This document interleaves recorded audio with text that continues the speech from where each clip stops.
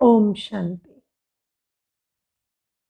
Today we will start the Murli by reading the blessing because what I just made you practice in meditation was the blessing. So let me read that out first to you so that it makes more sense, and then we'll listen to what other things Baba is telling us in the Murli. So Baba says, may you have a crown and be seated on the heart throne, and with the awareness of your intoxication and your goal, make your physical senses work under your orders.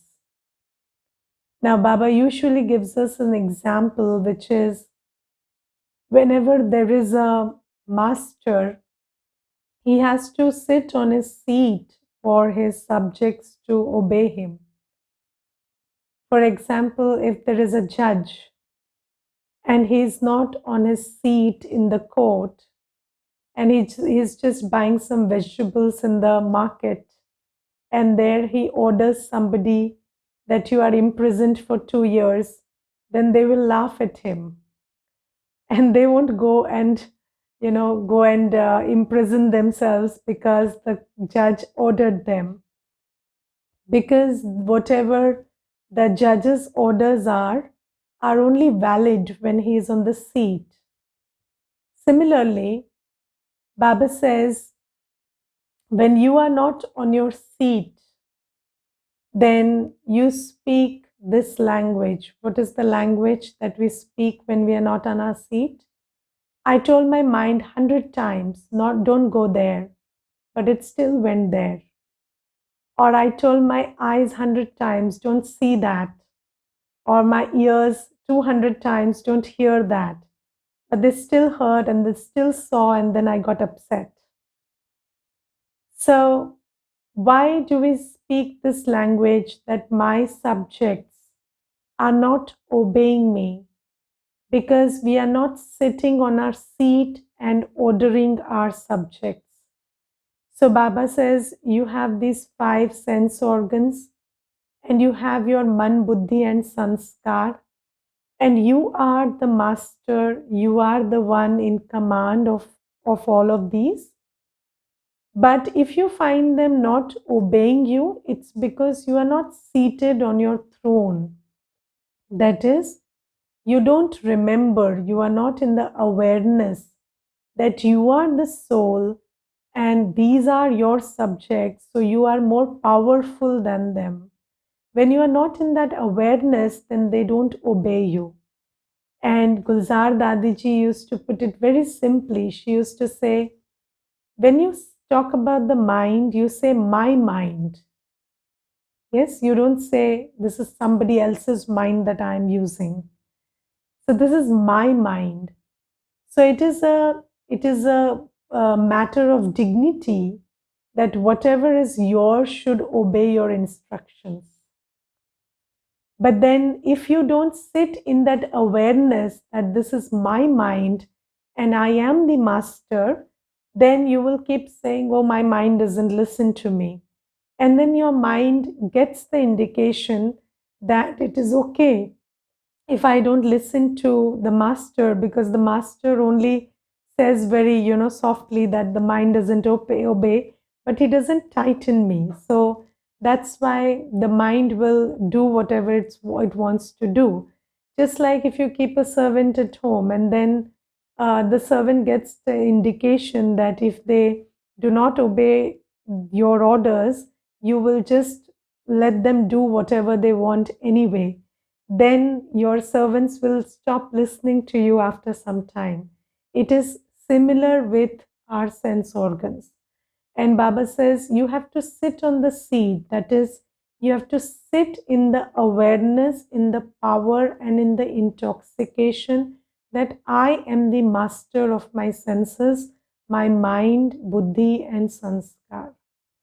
So, this is about one throne, that is one throne, that is the seat of the soul.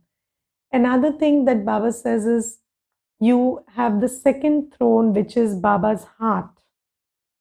So when you know that you sit in the heart, you sit in the heart throne of God Himself, and He is giving you everything and He is loving you so much, then you will be free from many other dependencies, like, seeking recognition, appreciation, validation, approval.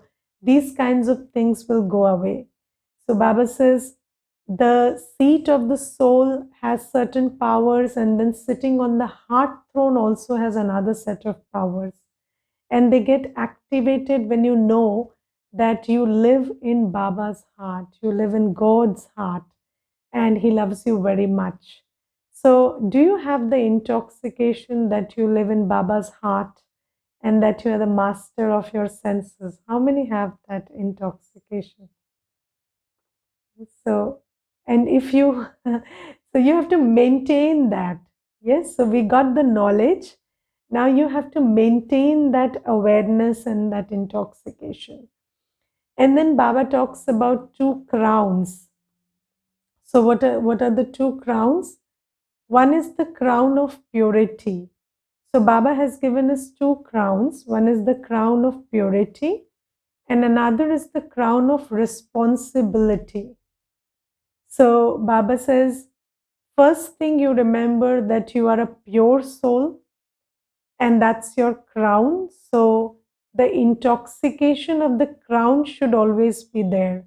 Now you see, when there are physical kings and queens in the world, they have a crown made of jewels, and that crown gives them the intoxication that they are high and mighty. Correct? So it's the crown that gives them the intoxication that they are high and mighty. So Baba says, you also remember that there is a halo of light around you. There is a circle of purity around you. And always stay in that intoxication, that I am this pure soul. I have a circle of purity around me. And nothing in the world can affect me when I have this circle of purity around me. And I cannot conduct myself in an impure way, because purity is my dignity and I live up to that dignity. So Baba says, remember these two things about purity. Then Baba says, you are responsible. You have the crown of responsibility over your head. Baba has given you the task to make this world into heaven. So always remember that even if anybody around you is not behaving responsibly, you cannot copy that, because you are responsible. You are responsible to take care of your vibrations, your thoughts, your feelings. You are responsible to create heaven on earth. And then Baba says, you are also responsible to uplift the other one and bring them to a powerful place. So never forget your position. Never forget your crown of responsibility and of purity. And never forget your throne of the heart, throne of Baba, and your seat of the soul. So let me read out the blessing. Baba says, at the confluence age, all of you children have received a crown and a throne from Bab Dada. There is a crown of purity and also a crown of responsibilities. There is an immortal throne. What is an immortal throne? This seat of the soul, that is called the immortal throne, Akal Takhta. Because whenever the soul comes from in any birth, it just sits on this throne. This is the eternal or immortal throne. So Baba says there is an immortal throne and also the heart throne of Baba. When you are double crowned and seated on a double throne, you automatically remember your intoxication and goal. So when you remember your responsibility, you remember your goal. And when you remember your throne, you remember your intoxication. Baba says, and then when you are in such powerful awareness, then your physical senses say, yes, my Lord. The orders of those who leave their crown and throne are not obeyed even by their workers. So if you forget your crown and throne, then your workers will not obey you. So are your workers obeying you well? Yes. So are your ears, eyes? Yes. And sometimes, you are partner in crime with your criminal workers. So that also happens. And sometimes you are doing things with your eyes and your ears and your hands which are not good for the soul, but then the soul also doesn't remember what's good and bad for it. So then you don't even know that your workers are they are causing treason, and they have also made you party in it. So that also we have to take care, because ultimately we have to take care about doing that which is good for the soul.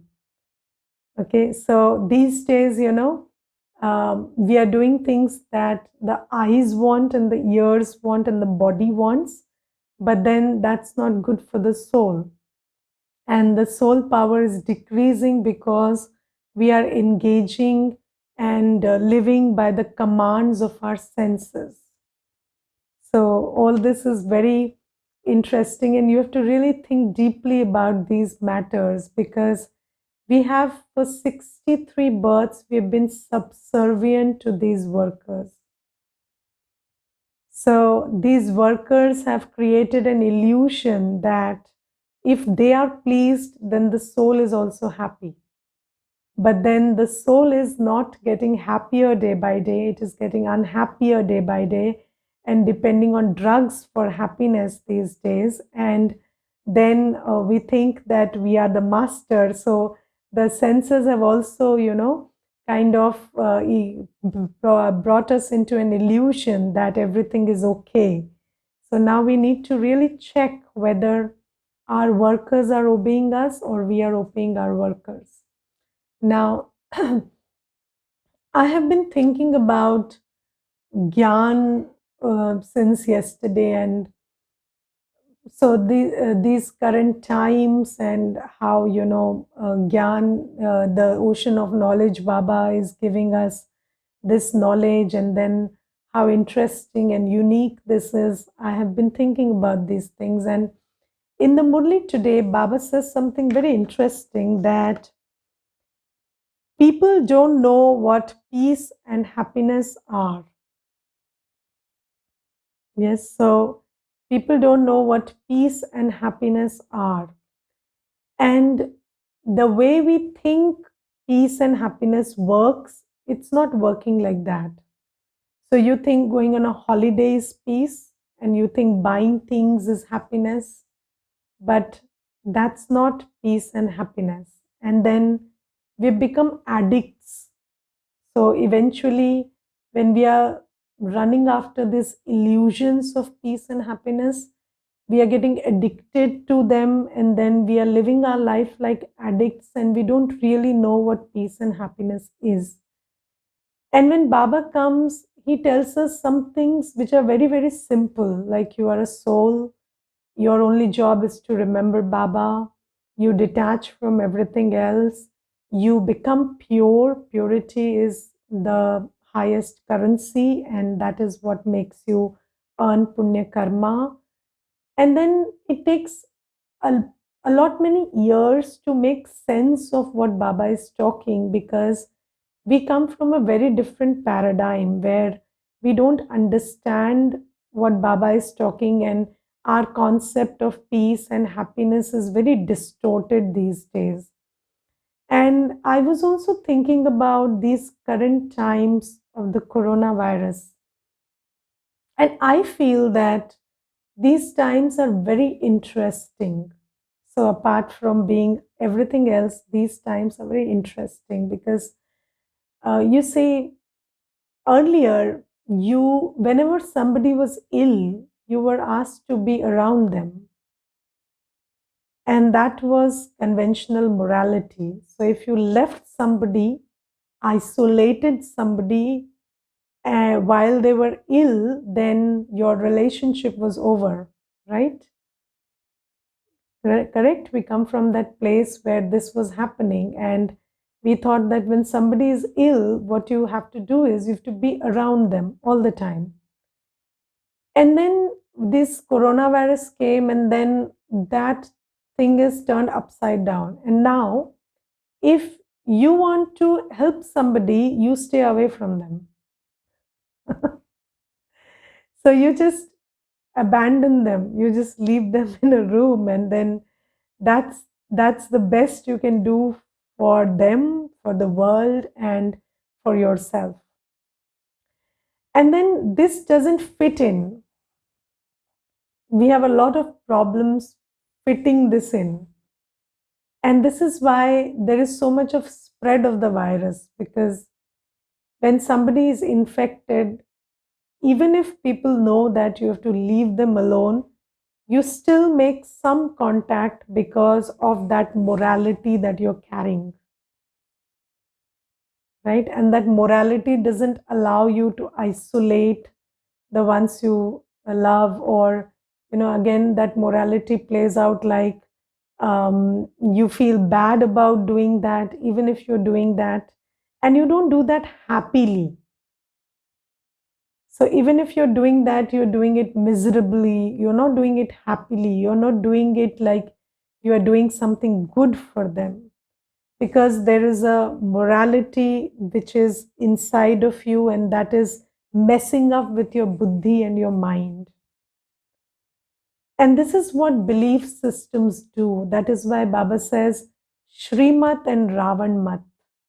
So belief systems are a very big problem. Belief systems do not allow you to see what is actually the good thing to do. And even in case of Baba's knowledge, you see, Baba says that in the Murli today, Baba says, sweet children, this world is to become a graveyard. Therefore, don't attach your heart to it. Remember the land of angels. And Baba says, this world is to become a graveyard, and these bodies are going to perish, and everything that you see with the eyes is going to perish. So you have to lift your heart from everything, and you have to detach from everything. And you have to think about yourself as a soul, that soul which has to go ahead. And if you don't isolate yourself in the mind, so in your awareness, if you don't think about yourself as that soul who comes alone and goes alone, and who has to now detach from the old world and remember Baba, then you will be causing a lot of loss to who you can become next. But then this morality, oh my God, how do I detach? And is it not wrong to detach? And why should we, get over attachment? Attachment is good. Attachment is what we have been taught. And when did attachment become wrong? Attachment was never wrong. So all these sense of, that thing that has been drilled into us is creating a lot of problem here. Yes, so this is why we are not able to detach, we are not able to remember Baba, we are not able to, accumulate the powers and the virtues that we need. And then gradually, slowly, time is progressing, and we are moving forward in time, where there will be challenges from the five elements of nature, and there will be challenges in the world which will require a very formidable soul, so that those challenges will require you to have a lot of formidability inside, a lot of strength inside. But then if you have not developed that strength, you will fail. But then what is messing up with Baba's teaching? So God has come. He is the only ocean of knowledge. Baba says, you never call anybody else the ocean of knowledge. It is very interesting. God is called the ocean of knowledge. You don't call anybody else the ocean of knowledge. And when God comes, who is the ocean of knowledge, and gives you the truth, you start applying your morality into it. And then you don't do as he says, because that thing which you have learned is messing up with what he's telling you right now. But Baba says, just recognize me, just recognize yourself, recognize that you have a past, future, and a present. So just do everything in awareness. Don't go by these emotions which are driving you crazy, because these emotions are a product of the belief systems that you're carrying. So don't go into guilt, don't go into attachment, don't go into shame, don't go into ego. Just listen to what I'm saying, and that's the only truth. Everything else is your conditioning. And this conditioning is messing up big time at this present time. And I gave you one example. Let me give you another example. So these days, there is a lot of talk about vaccines, and then, people so whenever you ask somebody whether you got vaccinated or not, then that person will say, "Oh, so if I get vaccinated, will I not get coronavirus again?" So you say, "No, that's possible that you get coronavirus. So, but then is it not possible that I die?" So you say, "Okay, in rarest of the rare cases, you might die also." Okay, so not everybody dies, but then one in a lakh may die also, even after vaccination. So then that person says, "Okay, then why should I take a vaccine if I have to die this way and that way also?" so, so now you see, but if you look at countries that have fully vaccinated themselves, they are fine. So if you apply your limited logic, so if you apply your limited logic, it doesn't fit into that logic. But if you look at what that has done practically in countries, then it makes sense. And then if everybody tries to apply their limited logic, then you will never see that day when you will be okay because of vaccination. So this is how Baba's work is also working. You see that if you apply the logic, okay, that if I listen to the Murli and if I do morning meditation, will I never have a cough or cold or COVID or any other cancer or diabetes? Then no, you might have. So will I not die if I take Baba's knowledge? No, you will die also. But then you will go to heaven. So, so then people say, we don't know whether we'll go to heaven or not. But you have to do what Baba says in order to see whether you go there or not. And if you don't do only, then nobody is going to heaven. So, so that's how it's working, and it's very amazing. And if you look at the parallels between what this time is teaching you in terms of the virus and what Baba is teaching you, are very similar in the way they are working. And I was just reflecting on this thing that when we try and apply our limited logic, it becomes very difficult to catch hold of Baba's knowledge, because when you try and apply your logic to, okay, so I should get detached from somebody because maybe tomorrow I'll lose them. So why get detached now? Let me get detached tomorrow when I lose them. Yes, but then Baba says, no, but then you will not be able to earn the spiritual income that you can in the process. So just like, so people say, okay, if I have to die with this person, I'll die. But then you will infect many others in the process. It's not just about you. So we are not able to get the logic of this time, whether it is from Baba or it is from the drama that drama is teaching us. So Baba says, just like time or drama is also teaching you that there are things which did not make sense earlier, but now you have to learn to accept the wisdom of the time. Similarly, Baba says this is a different time and there is a different wisdom of this time. And that wisdom is being given by Baba.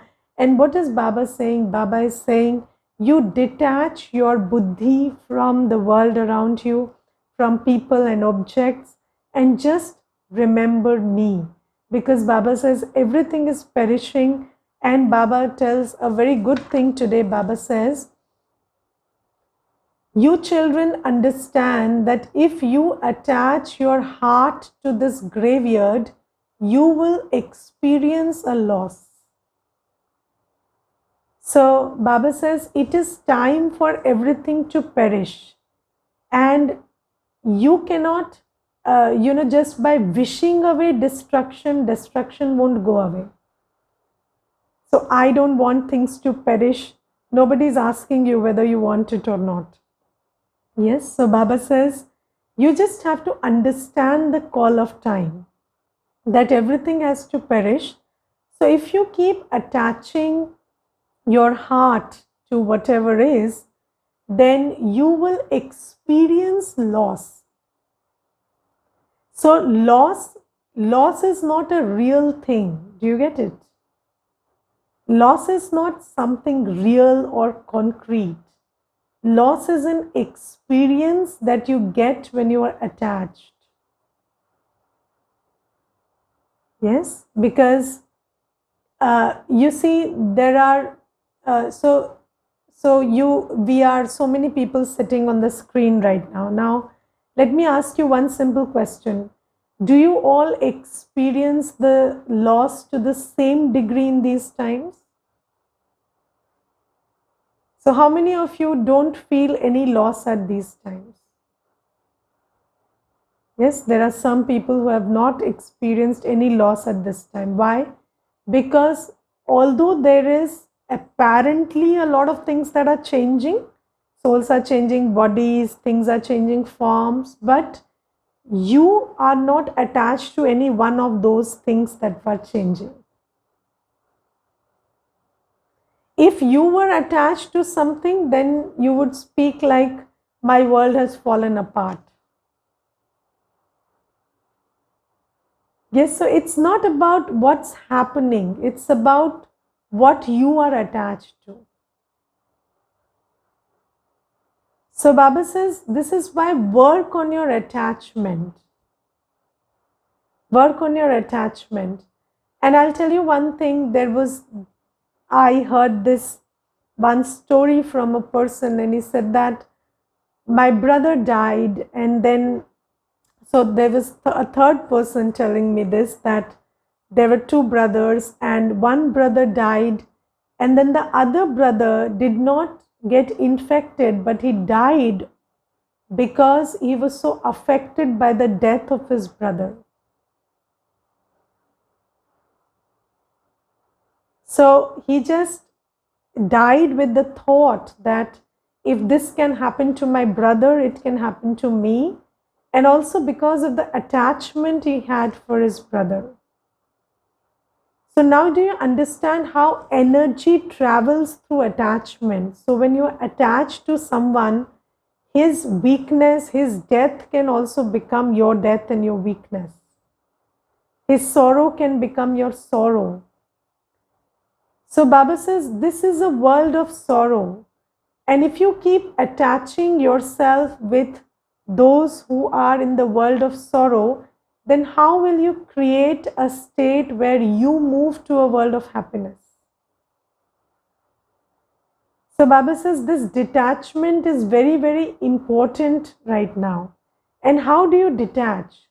So Baba says, just remember, you are a soul, and all your relationships, all your attainments are with Baba. So when you attach to Baba, and when you change your consciousness to that of you are a soul, then you can conquer attachment. And this is the call of time, need of the hour, and the sooner we do it, the better. So Baba says, just practice for hours together. I am a soul. I actually come from the soul world, and I belong to Baba, and that is the one who I have all relationships with and all attainments with. And you have to practice this too much, because there is a lot of body consciousness. 63 births of coating and coating of you are a body and this is yours and that is yours. And it doesn't come off easy. Yes, so Baba says, you children also understand that that if you attach your heart to this graveyard, you will experience a loss. You are now receiving your inheritance of unlimited happiness from the unlimited Father, exactly as you did in the previous cycle. So Baba says, remind yourself again and again, this is my unlimited Father, and I am receiving my unlimited inheritance just like I did in the previous cycle. So now I have to focus on that. This should remain in the intellects of you children at every step, because this is Man Manabhav. So Baba says, whenever you remember Baba and your attainments, then this is a stage of being connected with Baba. And in this stage, you are protected, nurtured, healed, everything. Okay? So this is something. Then Baba says that, so Baba is talking about bhakti also today. So let us listen to what Baba is telling about bhakti. It's very nicely put together in the Murli today. So Baba says, you are now studying, whereas those people will remain. So Baba says, you know that everything is to be buried in the graveyard. It should remain in your intellects that the business, etc., you do now is only for a short period. Wealthy people build pilgrim rest houses, that is dharamshalas. They don't build those for a business. If there were no pilgrim rest houses at pilgrimage places, where would people stay? This is why wealthy people build pilgrim rest houses. And why do they do that? They don't do it for any return in this birth. They understand that whatever they do as charity in this birth, they will get in the next birth. So you see this sense that if you do good in this birth, you get it in the next birth is there in bhakti also. And let me tell you what Baba says today about this. Baba says, even those who donate or perform charity receive some fruit for a temporary period. The head of a poor village assembly would just have as much happiness as the head of a wealthy village assembly. Even those who are poor consider themselves to be very happy. Look at the places some poor people in Bombay live in. You children understand that no matter how much of a millionaire someone is, he is still unhappy. You would say that no one else is as fortunate as you. We belong directly to the Father from whom we receive the inheritance of salvation. Now, what do these lines mean? Baba says that Baba has given us the example that even very poor people living in localities which have no amenities are sometimes very happy. And then sometimes you see a millionaire who is very unhappy. Yes? So Baba says that happiness is a byproduct of karma. Yes, so sometimes, so you get a position, you get a post, you get money also through karma, but then you get happiness also through karma. And if you have given happiness and stayed in happiness, then you will continue to be in happiness. And if you have not done that, but you have invested your resources in earning money and other stuff, you might have money, but you will not have happiness.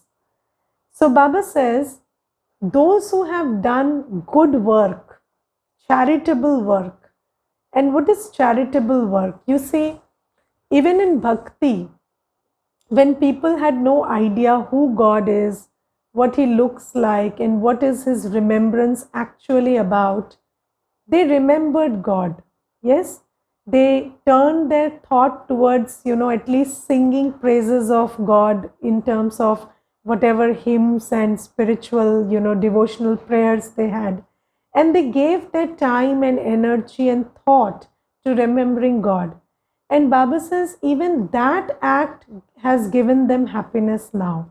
So Baba says, now if you do as I say, that is, you remember me as I am, and you invest your time, energy, and thought in doing the good karma that I tell you, which is becoming pure and creating spiritual pilgrimages like the centers where children get the true nectar, true knowledge, then you will receive multifold. Just like, in bhakti also, even without total awareness, they did something, even if it was not very true, they did something and they are getting the return of that. So Baba says about pilgrimages, Baba says your center is now the biggest pilgrimage place. And why is the center the biggest pilgrimage place? Baba says, wherever you have centers, those are the greatest of all pilgrimage places where people can find peace and happiness. Baba says people go to pilgrimages to find peace and happiness, but there they don't find it. But here they come and they find peace and happiness. So Baba says, if somebody built a pilgrimage place or a dharamshala in bhakti, they got so much of punya. Then if you support the center at this time where actually people are finding peace and happiness, that is a lot of good karma. So now Baba says, understand that if you remember Baba truly, if you become pure and you help Baba in setting up these centers, then that is the good karma that will give you happiness, and not only happiness of a temporary kind, but happiness of 21 births. So Baba is talking about this karma today, and Baba says, this Gita Pathshala of yours is very big. So Baba's whole structure is created for the dissemination of Gita Gyan. And Baba says this Gita Pathshala that Baba has created is very big. This is your source of income. So if you just become cooperative in running this Gita Pathshala, that is, if you contribute to the development and growth of this Gita Gyan dissemination, then Baba says you can earn a great deal through this. So there will be a lot of good karma you can earn through this. This is also a pilgrim rest house for you children. And yes, when we go to Mount Abu, we take a lot of rest there. And when somebody comes to the center or even online, this is like a pilgrim rest house. Baba says, it is the biggest pilgrimage place. You are receiving the unlimited inheritance from the unlimited Father. There is no greater pilgrimage place than this. You understand that you don't receive anything by going on those pilgrimages. So those pilgrimages only leave you tired and exhausted. So Baba says you don't earn anything else. Baba says here, devotees also take nectar at temples with a lot of love because they believe that by drinking nectar, their hearts will be purified. So they take that amrit in temples. However, that is just water. Baba says, here the Father says, remember me and you will receive the inheritance. So Baba says, don't drink that nectar. What is the true nectar? The true nectar is Baba's remembrance.